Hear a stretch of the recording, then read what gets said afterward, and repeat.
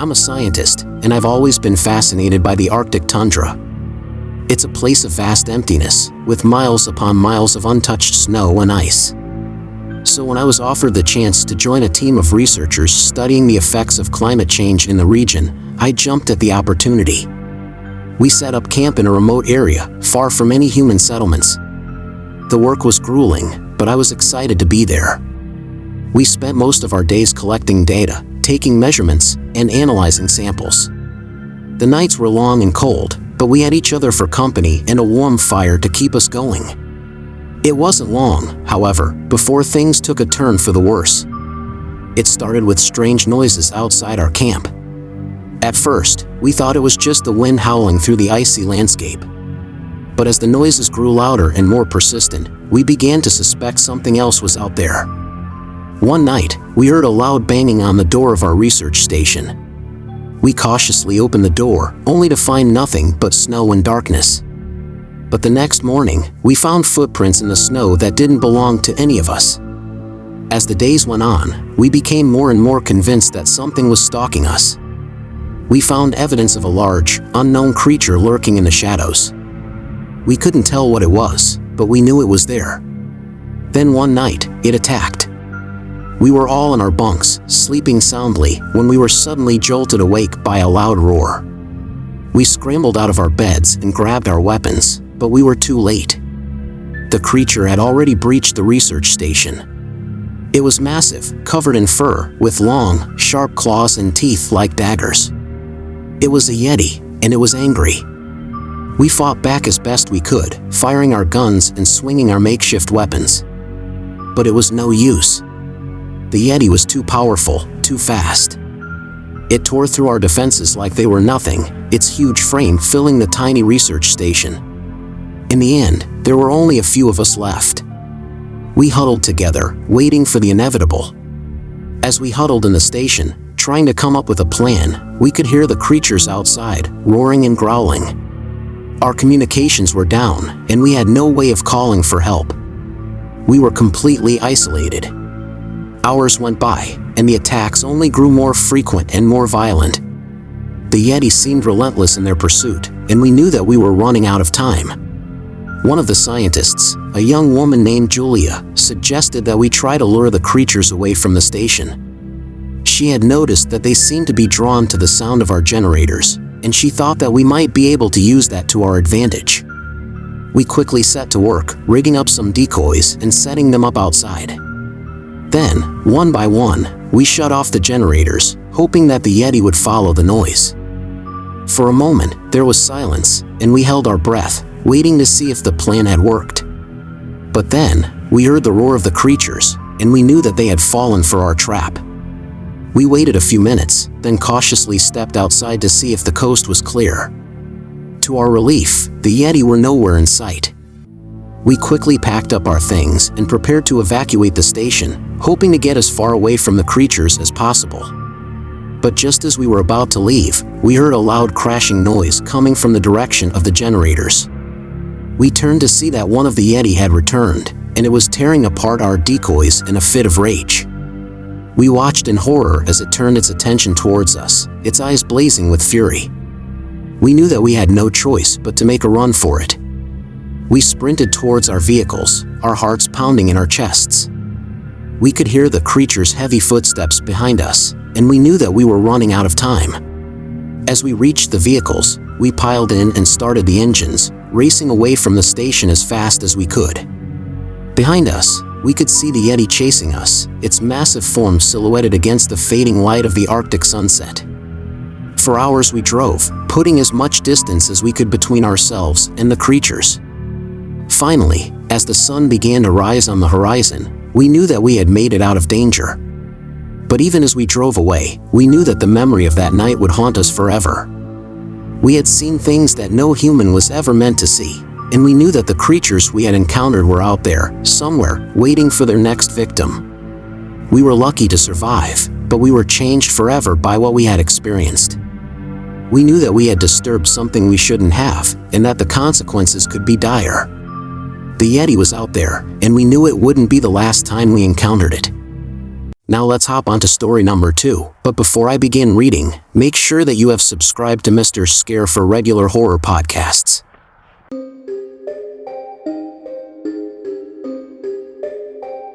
I was part of the search and rescue team tasked with finding a group of hikers who had gone missing in the Rocky Mountains.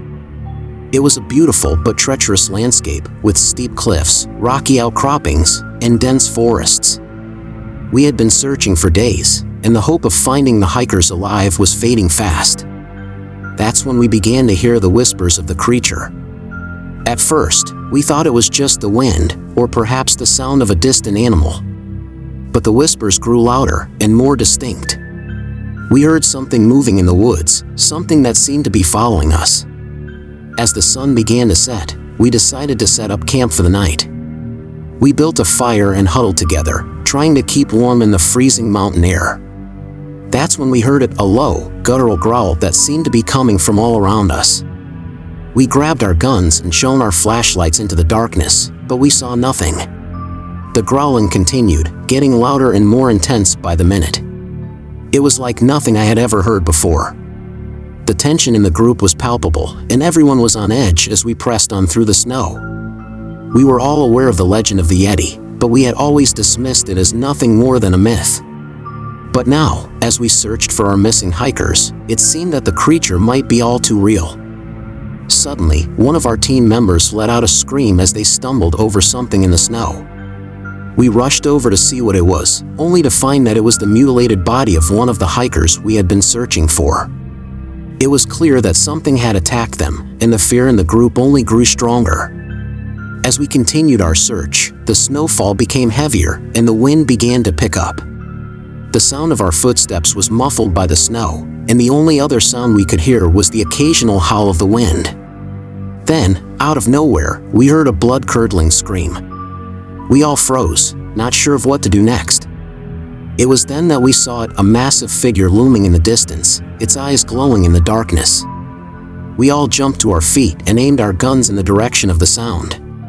That's when we saw a massive, hairy creature that stood over 8 feet tall. It was the Yeti. The creature was covered in thick, matted fur, with piercing blue eyes and long, sharp claws. It let out a deafening roar and charged at us, moving faster than anything that big should be able to move. We opened fire, but our bullets seemed to have no effect on the creature. It kept coming, its eyes locked on us with an unbreakable gaze. We ran for our lives, scrambling up the rocky terrain as fast as we could. We all scrambled for cover, but it was too late. The creature was already upon us, its massive arms swinging wildly as it attacked us one by one. I saw my colleagues falling around me, their bodies torn apart by the creature's enormous strength. I knew I had to act fast if I wanted to survive. I grabbed a nearby branch and swung it at the creature, striking it across the face. The creature let out a deafening roar before turning and charging straight at me. I ran as fast as I could, trying to put as much distance between myself and the creature as possible. But it was no use. The Yeti was faster than I was, and it wasn't long before I felt its icy breath on the back of my neck. As we ran, we heard the creature's footsteps behind us, each one shaking the ground with its weight. We knew we had to get out of there, and fast. We ran for what seemed like hours, with the creature right on our heels. We were exhausted, hungry, and scared out of our minds. But we knew that if we stopped, even for a moment, it would be the end of us. Finally, as the sun began to rise, we stumbled out of the mountains and onto the road. We collapsed onto the pavement, gasping for air and thanking our lucky stars that we had made it out alive. But the creature was still out there, somewhere in the mountains, waiting for its next prey. And we knew that we would never be the same again, haunted by the memory of the Yeti that had stalked us through the Rocky Mountains.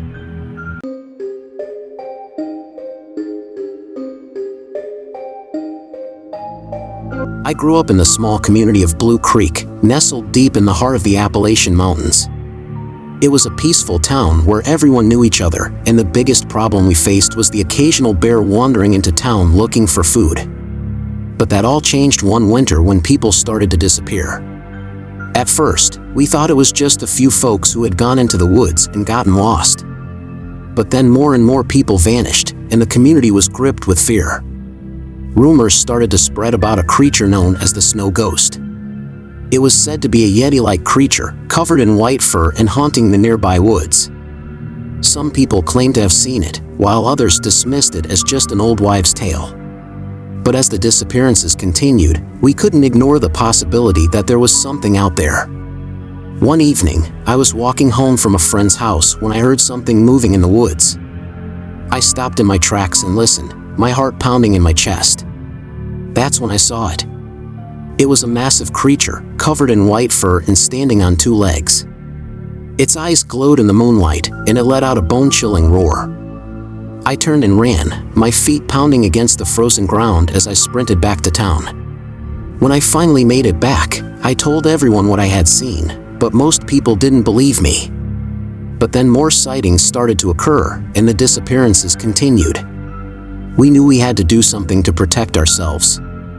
As the days went on, more and more people began to go missing, and the townsfolk became increasingly panicked. Many refused to leave their homes after dark, and rumors began to circulate about the Snow Ghost being responsible for the disappearances. I tried to keep my fear under control, but it was getting harder and harder with each passing day. I couldn't shake the feeling that I was being watched, that something was out there in the woods, waiting to pounce on me when I least expected it. One night, I was awakened by a sound outside my cabin. At first, I thought it was just the wind, but then I heard a low growl. It sounded like no animal I had ever heard before, and I knew without a doubt that it was the Snow Ghost. I tried to stay calm, but my heart was pounding in my chest as the growling grew louder and more intense. Suddenly, there was a loud crash, and I knew that the creature was trying to break into my cabin. I grabbed my rifle and aimed it at the door, waiting for the Snow Ghost to burst in. But nothing happened. The growling gradually faded away, and I was left alone in the silence of my cabin. The next day, I went out into the woods to investigate. I followed a trail of footprints in the snow, and eventually, I came across a cave deep in the heart of the forest. As I approached the cave, I saw movement inside. I cautiously stepped closer, and I could see the silhouette of a large, hairy creature. It was the Snow Ghost. The Snow Ghost, standing tall and fierce in front of us. We raised our rifles, but it was too late. The creature charged at us, and we ran for our lives. I raised my rifle and took aim, my heart racing in my chest.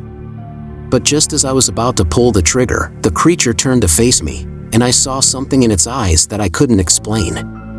It wasn't the savage, bloodthirsty beast I had imagined. It was something else entirely. I lowered my rifle, and the Snow Ghost turned and lumbered away into the darkness of the cave. We made it back to town, shaken but alive. We warned everyone to stay away from the woods, but some people didn't listen. The disappearances continued, and the Snow Ghost remained a mystery. To this day, I still wonder what happened to all those people who vanished. And I know that the Snow Ghost is still out there, waiting in the woods for its next victim. I never saw the creature again after that day, and the disappearances in our town eventually stopped. But I knew that the Snow Ghost was still out there, watching and waiting, and I couldn't shake the feeling that it was still a part of my life, even if I couldn't see it.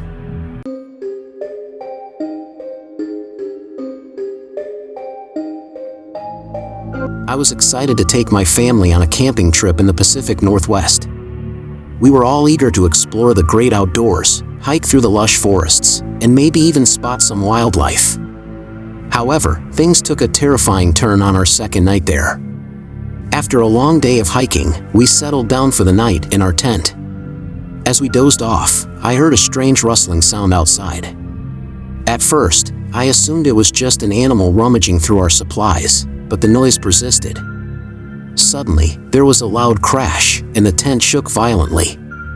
I leapt to my feet, heart racing, and reached for the flashlight. That's when I saw it, a massive creature towering over our tent, with shaggy brown fur and a snarling, elongated face. For a moment, we were all frozen in terror, unsure of what to do. But then the creature lunged at our tent again, ripping a hole in the fabric. We scrambled out of the tent, hearts pounding, and started running as fast as we could. As we sprinted through the forest, we could hear the creature's heavy footsteps behind us. It was almost like it was toying with us, enjoying the chase. We dodged trees and boulders, desperate to get away. Finally, we stumbled across a clearing and collapsed on the ground, gasping for breath. We thought we were safe, but then we heard the creature snarling, guttural growls from the tree line. It seemed like it was getting closer. That's when I realized this wasn't just any animal. It was something far more intelligent, far more dangerous. We were being hunted by a monster. We scrambled to our feet and kept running, but the creature was relentless. We were no match for its strength and speed. Just when we thought we were done for, we saw a faint light in the distance.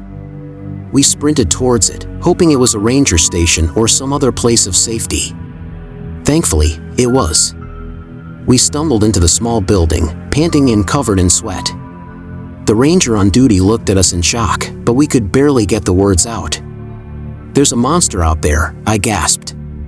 The ranger didn't believe us at first, but when he saw the terror in our eyes, he knew we were telling the truth. Together, we went back into the woods, cautiously approaching the area where we had encountered the creature. It didn't take long to find it. It was a massive, hulking beast, unlike anything I had ever seen before. The rangers managed to sedate it and load it onto a truck, but I knew that the terror we had experienced would stay with us forever. As we huddled together, catching our breath and trying to process what had just happened, we could still hear the creature's howls in the distance. It was as if it was taunting us, letting us know that it was still out there, waiting for another opportunity to strike. We spent the rest of the night huddled together in our tent, too afraid to venture outside. Every rustle of leaves, every snap of a twig, made us jump in terror. We knew that we were no match for the creature that stalked the woods, and that our only chance of survival was to leave the area as soon as possible. The next morning, we packed up our campsite as quickly as we could and headed back to our car. As we drove away, I couldn't shake the feeling that the creature was still out there, watching us, waiting for its next victim. To this day, I don't know what that creature was or where it came from. But I know that I never want to encounter it again. I couldn't help but wonder how many other families had encountered this creature and never made it out alive.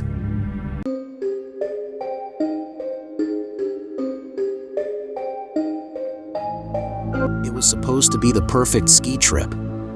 My friends and I had been planning it for months, and we were all looking forward to a weekend of fresh powder and blue skies. But then we found the cave. It was hidden away from the main ski trails, tucked into a remote corner of the mountain. At first, we were excited to explore it, thinking it was just another cool discovery on our trip. But as we descended deeper into the cavern, we began to realize that something was off. The air grew colder, and the light from our headlamps flickered in the darkness. We started to see strange markings on the walls, claw-like gouges that looked like they had been made by something much larger than any animal we knew of. It was then that we heard the growling. At first, we thought it might just be the wind, but then it grew louder, more distinct. We froze, unsure of what to do. And then we saw it. The Yeti was massive, standing nearly 10 feet tall with shaggy white fur and eyes that seemed to glow in the darkness. Its growls turned into roars as it charged towards us, and we barely had time to react. We scattered, trying to find some kind of shelter or escape. I remember running as fast as I could, my heart pounding in my chest, my mind racing with fear. But it was no use. The creature was too fast, too strong. It picked us off one by one, snatching my friends up with ease and dragging them off into the depths of the cave. I tried to fight back, tried to save them, but it was all for nothing. The Yeti was too powerful, too relentless. And then it was just me, alone in the darkness. I had lost track of time, lost track of how long I had been running and hiding. I was starving, thirsty, and scared out of my mind. I don't know how I survived, how I managed to make it out of that cave alive. All I know is that I will never forget the sound of the Yeti's roar, the sight of its massive frame charging towards me, the feeling of helplessness and terror that washed over me in its presence. I don't know what it was, whether it was a real creature or just some kind of hallucination brought on by the cold and isolation. But I do know that I will never be the same after that encounter, and I will never forget the horror that I experienced on that mountain.